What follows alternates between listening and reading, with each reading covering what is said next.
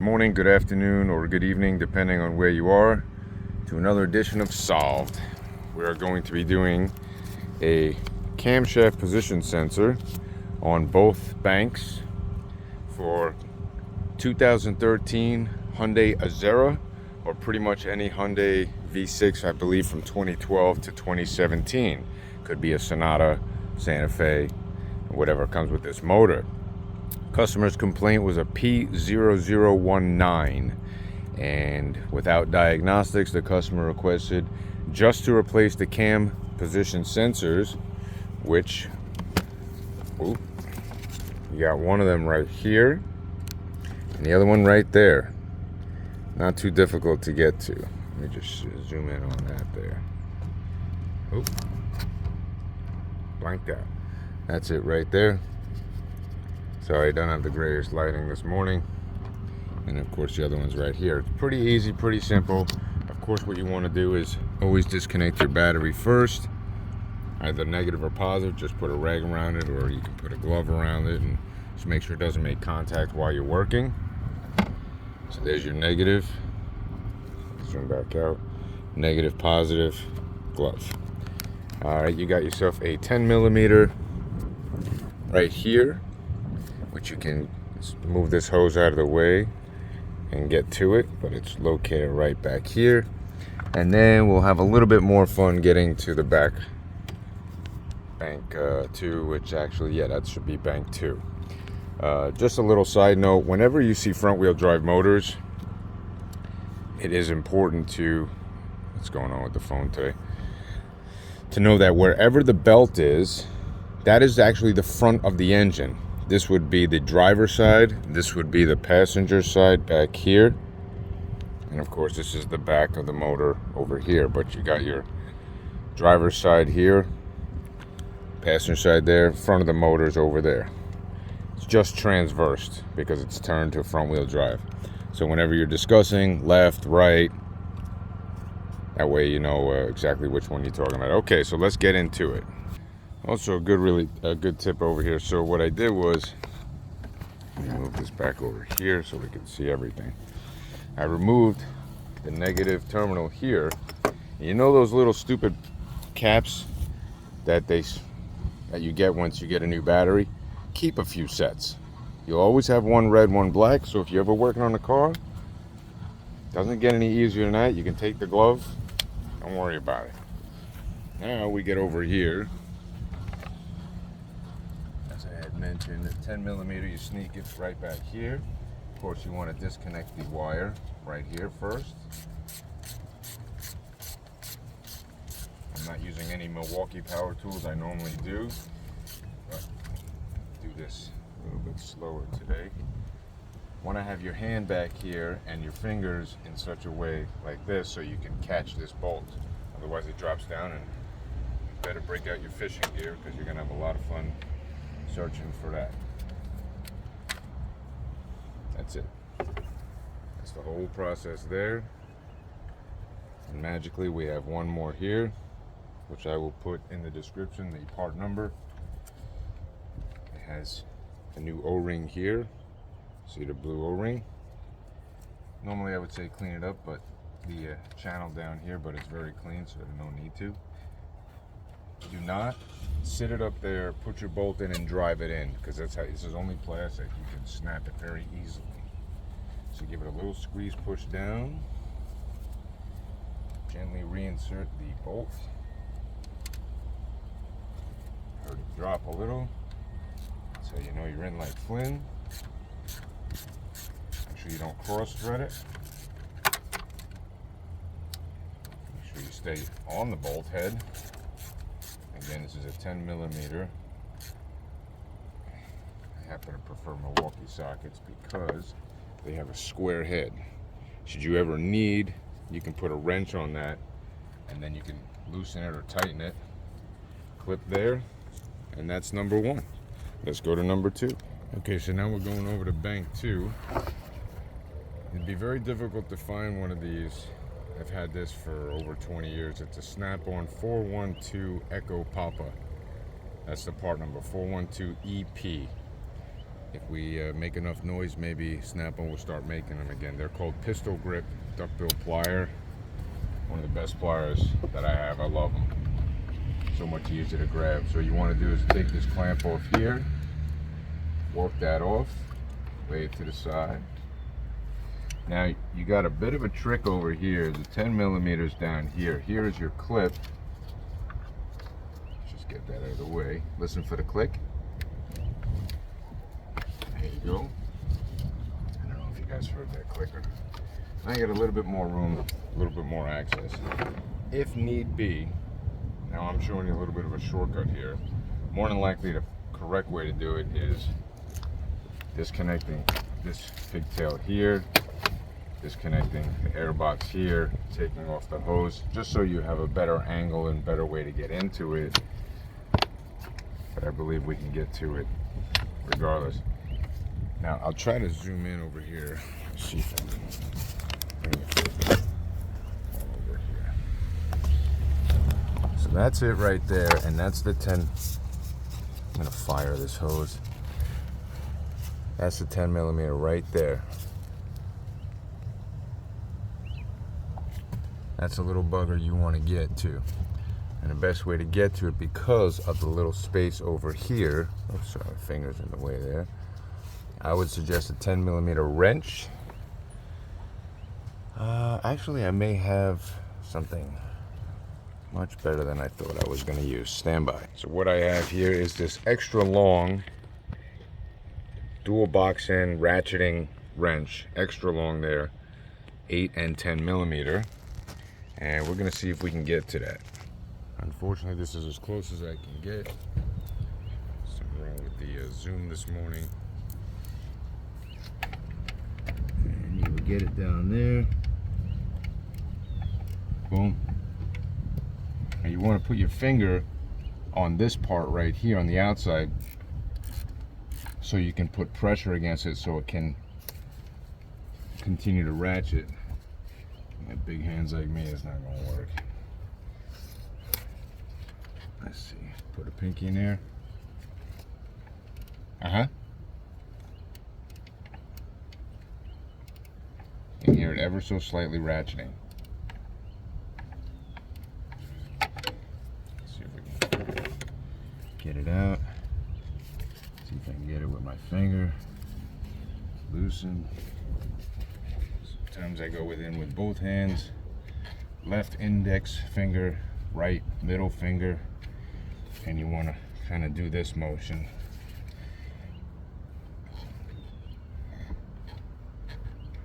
If anybody ever calls you a wrench, now you'll know why. Because you are a wrench amongst many, many other things.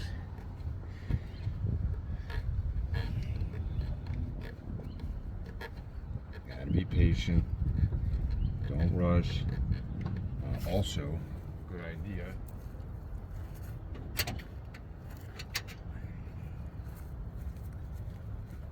This is a Blue Point UPT 50. I don't know if you can see it there. Snap-on 10-pound magnet. No, it's not ready yet. Definitely something you want to have handy. Because again, you don't want to lose this, but if you got enough skill and you're willing to take the chance, bingo. That's it right there. Now, I'm still going to keep it there so it doesn't just grow legs and walk somewhere. And then you're just going to swing this left and right and pull at the same time. There you go. Number 2. Out with the old.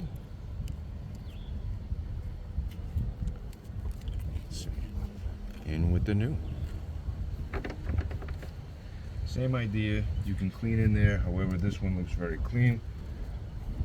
Just a little tip in case you don't have any oil. You can always take a little oil from your dipstick, rub it on the O-ring, or use some kind of dielectric jelly or something. Now I have that, but I'm just showing you a little homemade trick, so to speak, in case you are deficient in some equipment.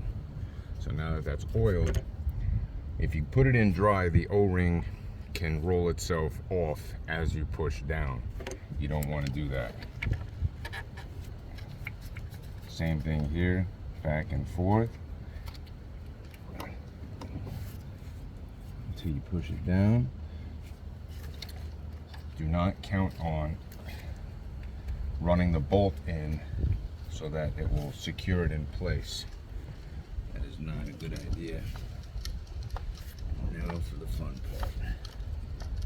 You gotta line it up. Usually a light is a good idea.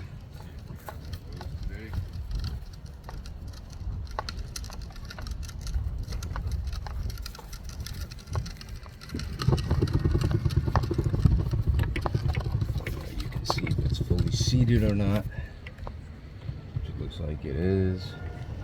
And now the fun part of trying to get that bolt in without dropping it, and then even more fun, tightening it.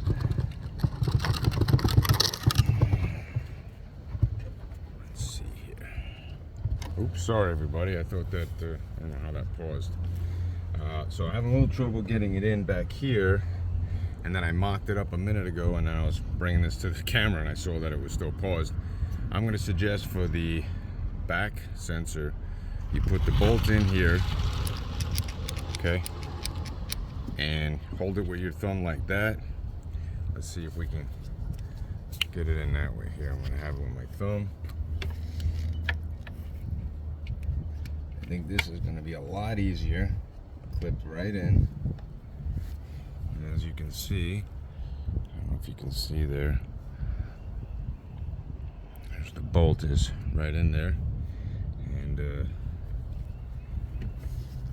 was having a lot of difficulty trying to get it to get started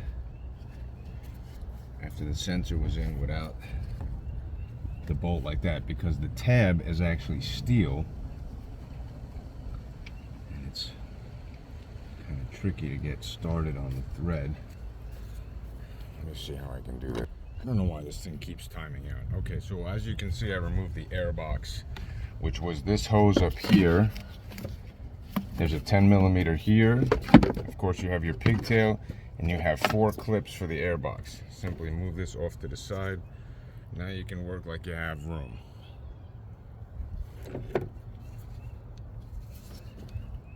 Okay, now it makes sense to work. Now, a couple different ways of doing this in terms of reassembly. Some people like to take a piece of napkin, you put it right in here, and then you put the bolt in there so then it doesn't drop. Other people, if you smoke cigarettes, which I don't endorse, the foil that folds over is also got a very good tensile strength, so it's good to grip. Just make sure you're on tight in here. Let's see what we can do. See if we can even get in there. I did bring out a couple iterations here. Got another Milwaukee 10 here, which has like a crow's foot on this side and a box ratcheting wrench here, and then you have your offset ratcheting wrench over here, which we'll be trying. Let's try that first. See if we can even get it in there. Oh, she's tight. Thanks, Hyundai. Appreciate it.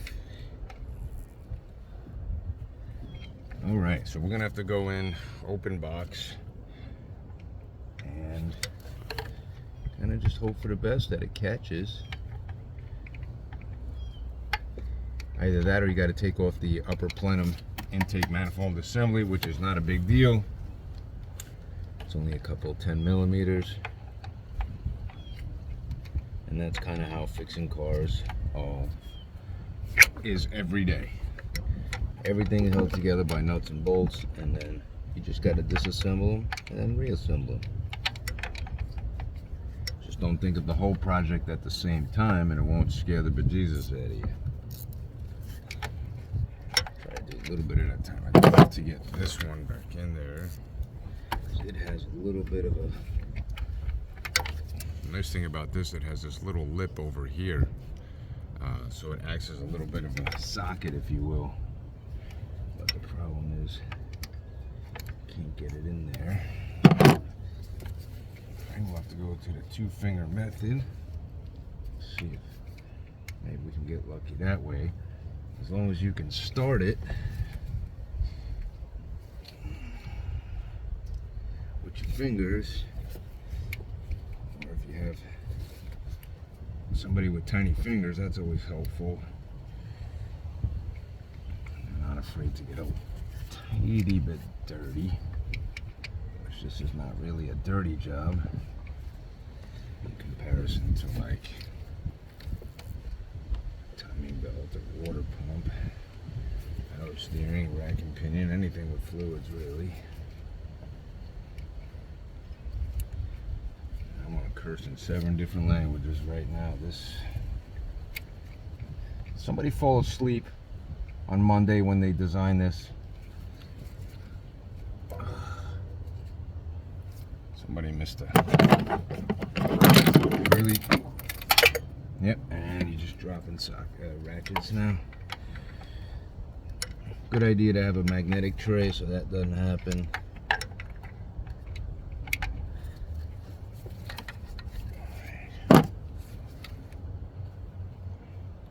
Let me see if I got something else in the truck.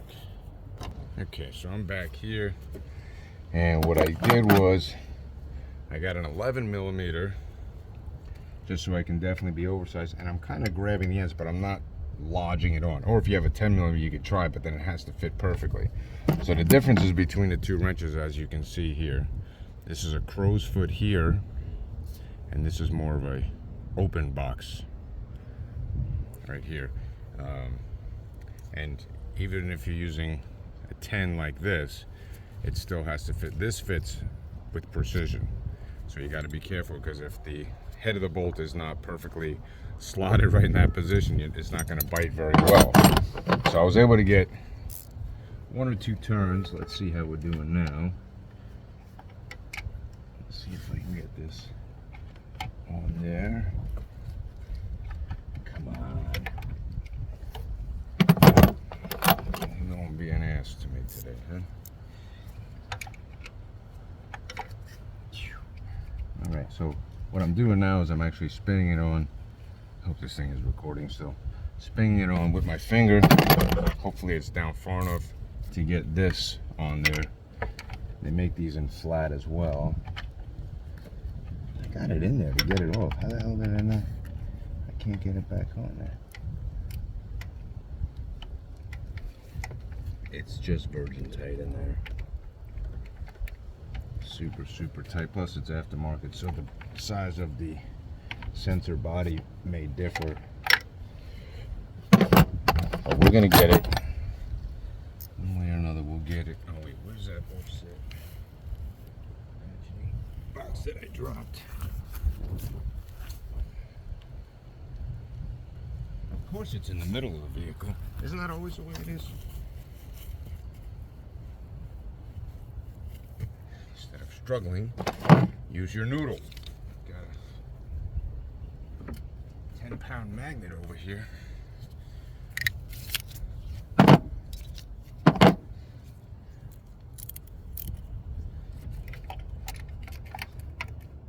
There you go.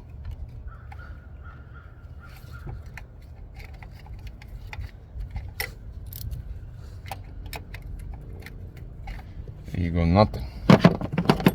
Supposed to do with ratcheting. Doing a little twist at a time.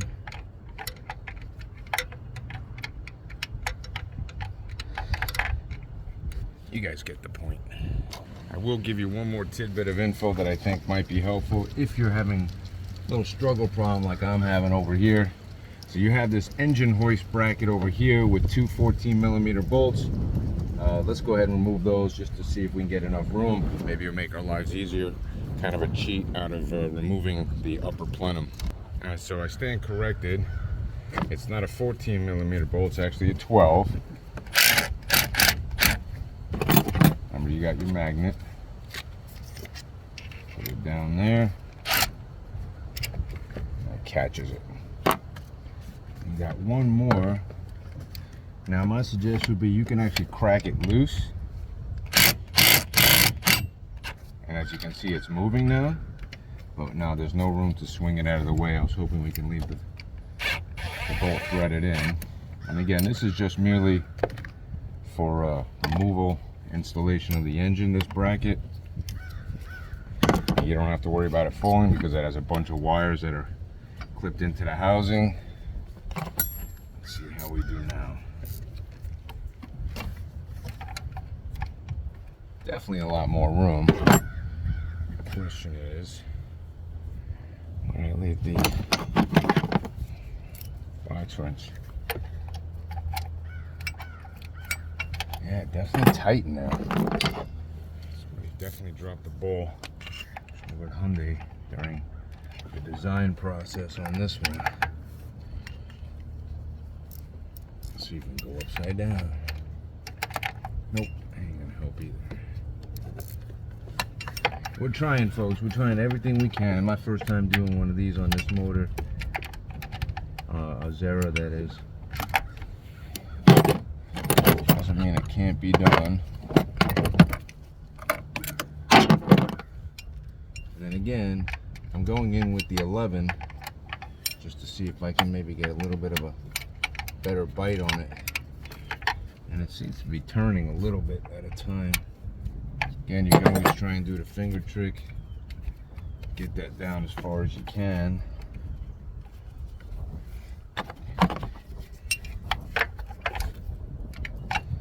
Just got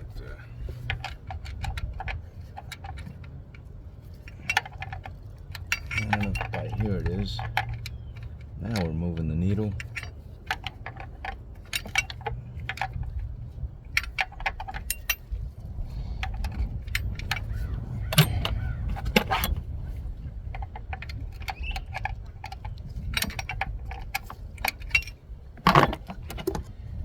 With patience comes hidden rewards, folks. You just gotta let the wrench do the work and you'll get it in. You try to rush, it's where mistakes happen. Definitely don't want to rush. Potential mistakes.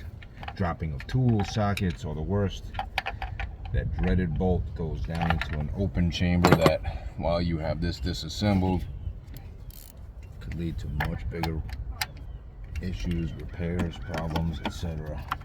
Let's see if we can mock this up over here. Don't have my magnet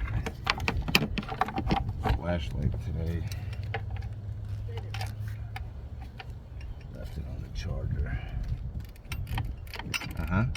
Hear that?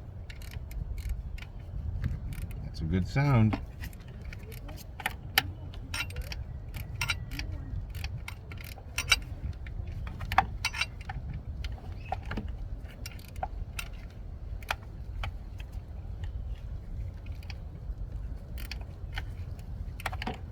Almost there. Nice, slow, calculated turns. Don't force, don't rush. You know you want to get the job done. 10 minutes is going to come no matter what. What you do in that 10 minutes, completely up to you on your level of patience. One little snug for good measure, and we are done. Now's a good time to plug your pigtail in. Listen for the click.